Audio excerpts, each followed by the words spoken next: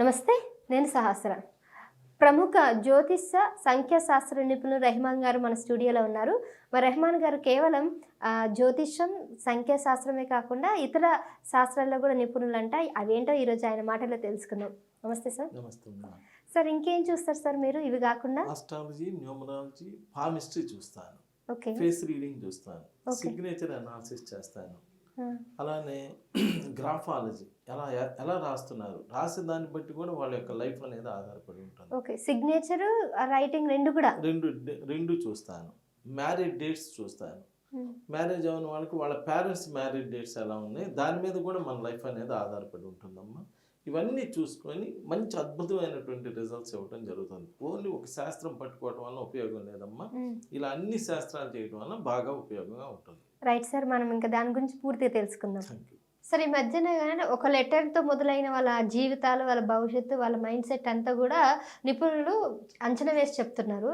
For example, ఎస్తో start అయినటువంటి పేర్లు ఎవరైతే ఉన్నారో వాళ్ళ జీవితాలు వాళ్ళ ఎలా ఉండబోతుంది అంటారు? S for success, S for struggles. S for success, S for stress. S A success, S A struggles. S A success, S A stress. S అంటే రెండు ఆప్షన్ ఉన్నాలే ఎస్ అమ్మ.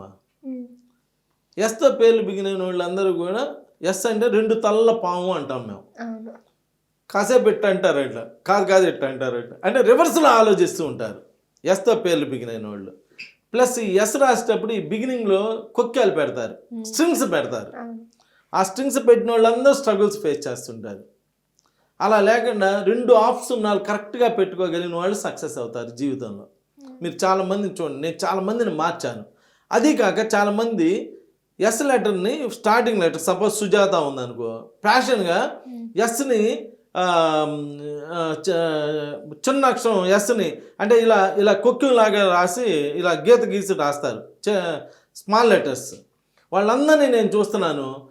పెళ్ళి ట్రై చేస్తున్నా, జాబ్ ట్రై చేస్తున్నా, ఎప్పుడు చూసినా ట్రై చేస్తానే అంటున్నారు. ఎస్ని 8 లాగా ఎవరైతే రాస్తారో, ఎస్ని 8 లాగా, ఎస్ని 8 లాగా ఎలా రాస్తారు ఏంటంటే, నువ్వు కావాలి చూసుకో, ఇలా ఎస్ అంటే 8 కాదా, నువ్వు అది ఎస్ అనుకుంటున్నావు, కానీ మేమేమంటున్నాం 8 అంటున్నాం.